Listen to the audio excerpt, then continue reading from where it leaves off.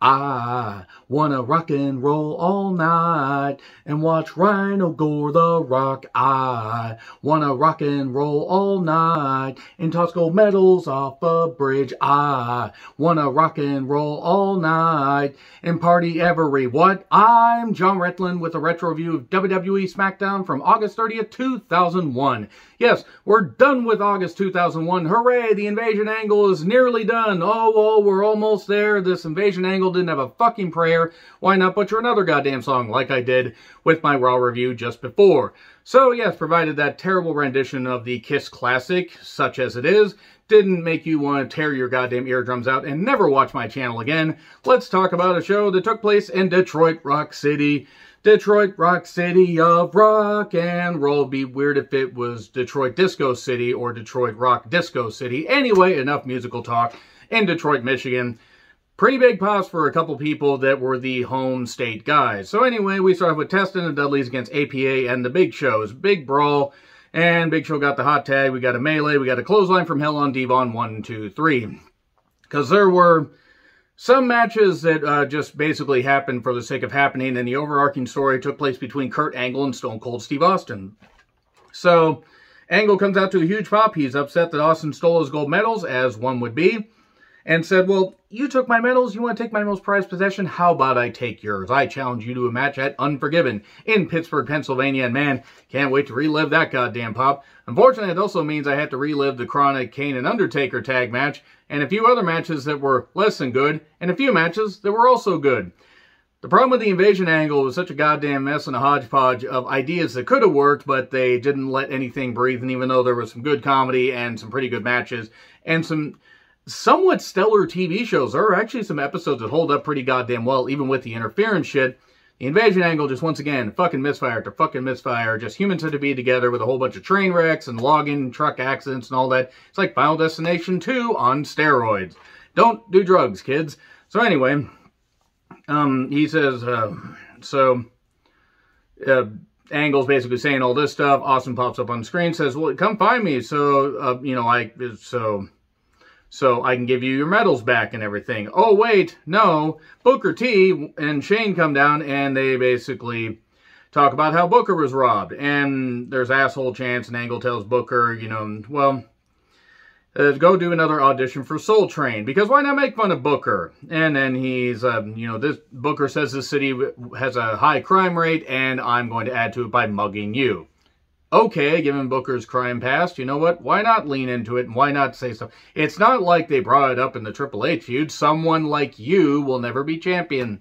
People like you are here to make people like me laugh. This is stuff they actually thought was good to put on a, in a wrestling feud and then not have the good guy win. Good job there and good job on Bruce Pritchard saying it wasn't a racist angle. Fuck you, Bruce Pritchard. Fuck your parents for ever giving birth to you. Anyway, so Booker does the spin-a-rooney. Angle gloms him, hits the Angle slam, and takes out Shane as well. And then Austin's on the screen and does the whole thing. What do you want? You want the medal or the titles? You got to come find me. I'm in the back. And then Angle goes to find him, and Austin's run off.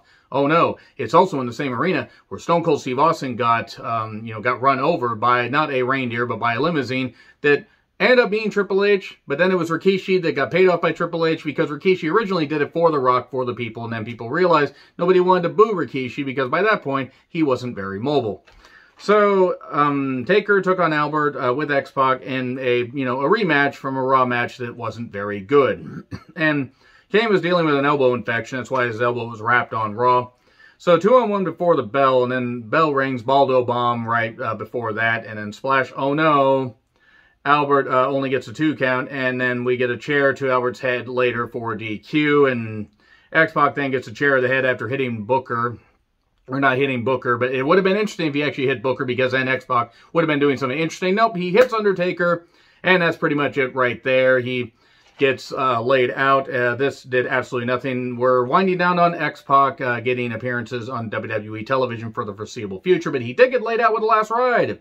So anyway, Stasiak and Stasiak, if you will, I'm just going to run that into the goddamn ground. Stacy says, leave to talking to me. They try to apologize to Deborah, and Stacy offers Deborah her cookies. Stop thinking about it. You know who you are. You know you're thinking about Stacy's cookies. Stop it. Get some help. And then Deborah knocks a tray into her face and everything. Stacy gained a face full of her own cookies. I think I saw that on a website once. Always delete your search history. So anyway, she says, these cookies suck. So then Edge tells Christian, hey, I want to go out alone tonight. Stay out of this. Christian's like, okay. And then doesn't. Austin's then in the parking lot. You know, the parking garage and stuff like that. On the hood of a limousine. Or a Lincoln. That kind of looked actually similar to the one that hit him before. So Angle then can't find him. And then he beats up Tommy Dreamer. Okay. Just beats up Tommy Dreamer. Just poor Tommy Dreamer arriving late. By the way, probably got fined if this would have been the Bill Watts era. And got beat up. And then Austin drives off with the medals. Let's go for a ride. And then the Smashing Pumpkins song hits. Big pause for everybody in this tag match, which was RVD and Rhino, the home state guys, against Dwayne's Rock Hard Johnson and Chris Jericho. Back when Chris Jericho was mobile and wasn't an idiot. So, big fight feel. The crowd was very into this. The pace was very good. Really good tag work. Eventually, hot tag to The Rock. He goes nuts. We get a referee distraction because Booker was there.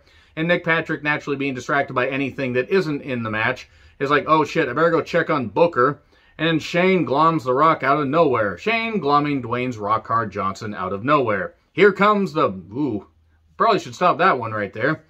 And then Booker hangs up Rock on the ropes. A stun gun-like maneuver. Oh no, Gore. 1, 2, 3. Rhino gets the victory. And Rock is upset and will get his revenge a little bit later.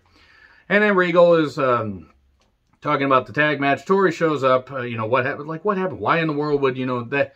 Why in the world would, you know, Rhino think that's okay to do that? And why would Booker interfere? What's going on here? Tori then says, well, a woman like me has needs and needs stimulation. And a man with an accent just drives me wild. And then she hits on Tajiri because Regal's looking all infatuated. Which, I mean, how could you not be with how Tori looked back then? And she hits on Tajiri and it was funny. And then Lance shows up and says, last week I was humiliated by a midget. Why so many lines from Lance Storm are so funny to me? I have no idea. So Tajiri then will face him in a match later, while Tori fawns over Tajiri. And then Canyon versus Edge for the U.S. Championship, not for the Intercontinental Championship, not title for title. We're saving that stuff to Hot Shot for the rest of the Invasion Angle in the Survivor Series, because why not Hot Shot everything, and why, you know, why not nurse this thing along a bit, maybe bring some other people in? Nope, they couldn't do that. They just wanted to butcher the whole thing. Vince and co, I mean, not the talents. So Christian's at ringside, and the match had a good pace. Eventually, the Buzzkiller got countered by Canyon. He goes for the U.S. title, and Christian stops him, grabs it, and accidentally hits Edge because he meant to hit Canyon. And then 1, 2, 3, and Christian apologizes and said, look, we're in Toronto next week. How about I challenge The Rock, and then we will be, ENC will be NBG, nothing but gold. Obviously, this is going to lead to Christian turning on Edge, I think, next week. I think it is next week, right after he loses the match, because then they got to go to Unforgiven, and they got to, you know, push this thing along where it's going to be the brothers who are no longer brothers exploding. So anyway, I can't obviously play an instrument to save my life if you can't tell. So Lillian then interviews a Hurricane. And to the Hurricane, he just basically talks about the mixed tag match that's going to be later, and then to the Hurricane because Hurricane is fucking hilarious. Spike and Molly Holly versus Hurricane and Ivory is alright. The women got involved and did some stuff. Ivory and Molly are very underappreciated workers. Hurricane and Spike did what they did. Accidental super kick to Molly Holly, oh no. And then Ivory clips Spike's previously injured leg. Eye of the Hurricane, 1, 2, 3. That's it right there. And then Austin is in the streets, which sounded a lot less dirty in my head before I said it out loud. He's going to put it in the sewer. What? You know, he kept, because the what chant was such a good idea. And says, no, I got a better idea. Rock is still here. And then Regal is looking at Tajiri and Tori doing what they're doing. Says, Tori, he's got a match to prepare for. Bugger off, basically. And then Regal shows Saturn a picture of Moppy, and then a ransom note cut out like Bob Luce used to, you know, do his programs, if you get that reference. I love you guys. And Regal then shows Saturn that it's $100,000. And where am I going to get $100,000, Moppy? And goddamn, no wonder Saturn left the company soon after this. Awesome is telling Angle none of the alliance like the fact that that Austin stole the gold medals. He feels bad for him. He gets a peace offering. It's a toy championship because it was all a ruse. And then Mike Awesome gets laid out and the ankle lock locked on him in the locker room. Okay, good job, Mike. You didn't want to think about bringing back up, even though you're 6'6", you know, mean and lean, you know, living, breathing war machine. However those lyrics went. So, Austin, you know, is like, you know, going to do some more antics a little bit later. Tajiri and Lance Storm had a decent match with some good wrestling. Tori tries to encourage Tajiri, but he gets laid out with a super kick, 1, 2, 3. Further proving that having Tori Wilson at ringside isn't the best idea. Angle and Booker. Shane was at ringside. Shane kept interfering in a match that had a pretty good pace to it. The Rock got in. The referee got laid out. German suplex. Earl comes in. 1, 2, 3. And Booker gets pinned. Big celebration with the milk toast and everything. And then Dwayne's rock hard Milky Johnson. I'm going to make this as uncomfortable as possible. And then Austin's on the screen. And hey, Kurt, are you too proud to beg? Well, TLC wasn't. And it's like, are you going to cry? Are you going to do this? Like, oh, you're pathetic, all this stuff. You don't want the medals? Well, I don't want the medals. I have too much luggage. And he has this brick, because apparently he's a Ben Folds 5 fan. That was really hard to say. And he, you know, puts the medals on there and throws it. It was like a lockbox. It was Shane McMahon's lockbox. That's why we never found out. It's in the Detroit River. One of many rivers I imagine that they have. So anyway, yeah, he throws the medals there and then what? That's it. That's it right there. So yeah, really all I got to say about that. Man, Austin meddling in other people's affairs. And with that bad pun and assuming that nobody is just reaching for their goddamn remotes or whatever to shut this thing off for good. Agree, disagree with what I said. Like, share, subscribe. Twitter handle in the description. I'm John Ritland. I'll see you soon.